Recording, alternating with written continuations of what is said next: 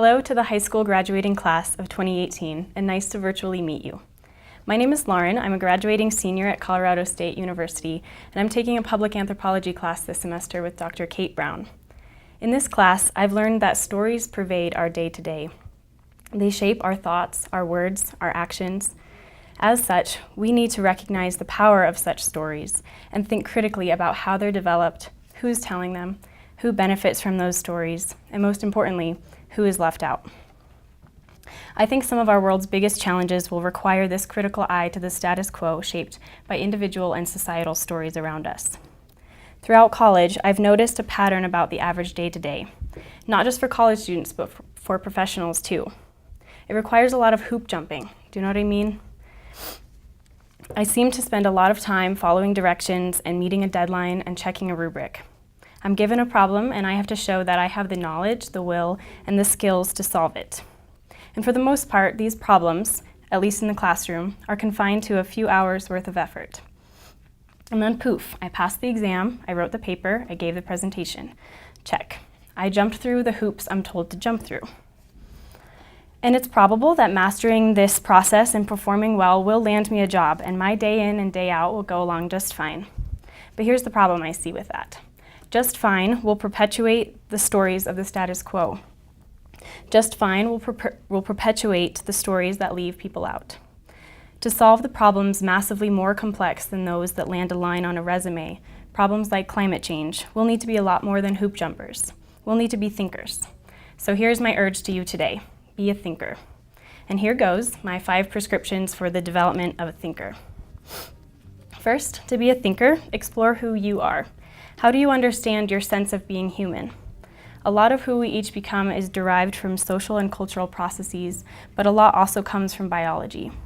At our core, we're all human, none of us more deserving of a dignified life than any other.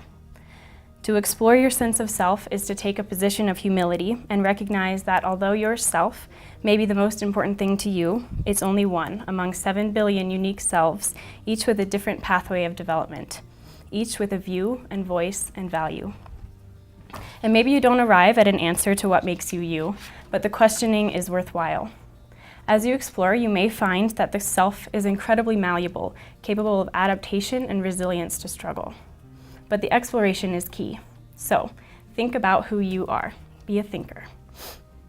Second, explore who others are. How do others understand their sense of being human? Consider that even the person next to you has an entirely separate course of experiences. Consider the vastly different worldviews you encounter just in a grocery store line. Let's look at the concept of nature. It's not a human notion to think of nature as separate from ourselves. It's a Western notion. Many people around the world include the environment as a significant part of their sense of self. Even just this consideration opens countless doors to solutions to global climate change. It's the separation of humans from nature that drives us to treat our planet carelessly. If we thought of our environment as part of ourselves, I would guess that climate change mitigation would be a lot easier to agree upon. So it's not just valuable, but imperative that we start to think about other ways of being human, perhaps ways that we learn from others by thinking about and asking about their views and their stories. So think about others. Be a thinker. Third, explore the status quo. Why are things the way they are? Oftentimes we get lost in the micro-level events that we forget to question the larger social, cultural, historical, and political processes that have colluded to get us to this given moment. Our toughest challenges as a globe and solutions to those challenges must be understood within their larger context. If they aren't, important voices are left out of the story. In 1980, residents of a small Alabama town called Triana were tested by the CDC and found to be contaminated with the pesticide DDT.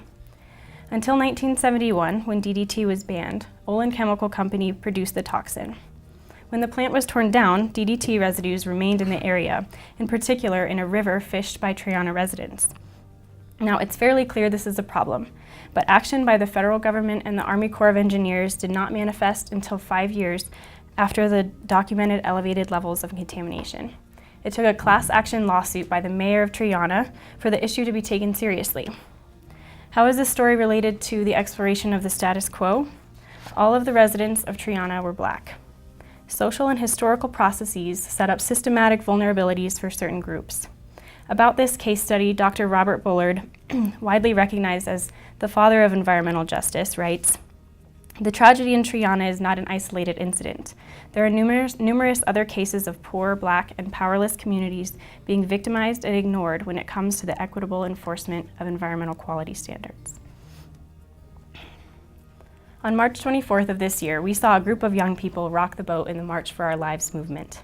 Such a movement demonstrates the power of challenging the very status quo that sets up systematic vulnerabilities for some groups. This type of movement is powerful in our quest to address our biggest challenges. So, think about the status quo. Be a thinker. Fourth, explore your options. I believe there are always ways of addressing problems that we've never thought of before. Just about any job out there requires a great deal of problem solving of one shape or form. Don't be afraid to approach those problems from new angles based on your exploration from my prior 3 prescriptions. I recently read Tracy Kidder's book, Mountains Beyond Mountains, which tells the story of Paul Farmer, a doctor and anthropologist who worked to heal and prevent numerous infectious diseases in some of the most poverty-stricken places in the world. Farmer had a special MO. He always prioritized his time to heal the patients right in front of him. He is often critiqued for wasting his time in practice when he could be working on more widespread eradication of disease. Once, he spent 7 hours trekking the trails of rural Haiti just to visit a handful of patients. But to Farmer, cost-effectiveness is not the main objective. He's seeking to be a doctor in the way that makes sense to him and is successful in that way. By slowing the knee-jerk response to a problem, we can better practice and evaluate our approach to solutions. This practice takes a great deal of thought and discipline, but it's not impossible. So, think about the infinite range of solutions to a problem. Be a thinker. Fifth and finally, don't explore alone. I've concluded, and believe me, I really sat down and thought about it. There's no part of myself that is not the result of other people in my life. I think that's one of the most beautiful things about being human. To be in constant collaboration with those around us is a precious privilege. We can use the strengths of others to build upon our own. We owe Rachel Carson a debt of recognition for her work Silent Spring, first published in 1962. Her book shed light on the dangers of interfering with our natural system in unnatural ways. Ultimately, her work invoked the modern environmental movement by demonstrating the harms of pesticides and herbicides to all aspects of nature, humans included. But her book, which I recommend if you haven't already read it, would not have had nearly the impact if she worked alone. It's filled with case studies and collaborative research with dozens of individuals who all contributed to the book's success. Collective strength will always outweigh individual strength when you join forces with others on your wavelength. So, think collaboratively. Be a thinker among thinkers. And there you have it. If you can remember even just one, I can safely bet you'll leave this world better than you found it. It's easy to hear about, read about, even witness the unwieldy stories of tragedy around us and think that there's no hope. It's easy to feel dejected and cynical. But we live in a world with many wonders and joys and miracles, so I hope you can join me in some optimism in the sense that there's plenty of room for improvement, and I believe that improvement is possible. So while jumping through those daily hoops may seem flashy and worthy and status-preserving, it's not conducive to genuine improvement. The improvements will come from thinkers, from those who not only question why things are how they are, but who think about the ways we can improve. It's time to recognize our ability to change our personal and societal stories to reflect a generation of thinkers. To use the words of a fellow classmate, it doesn't take a special person, it just takes a special kind of person. I think it takes the kind who asks the tough questions, who fosters curiosity, who isn't afraid to think deeply. And it could start by thinking about who you are and who others are. Then evaluate the status quo and the range of approaches to a problem. And of course, don't underestimate the importance of collaboration and joint efforts.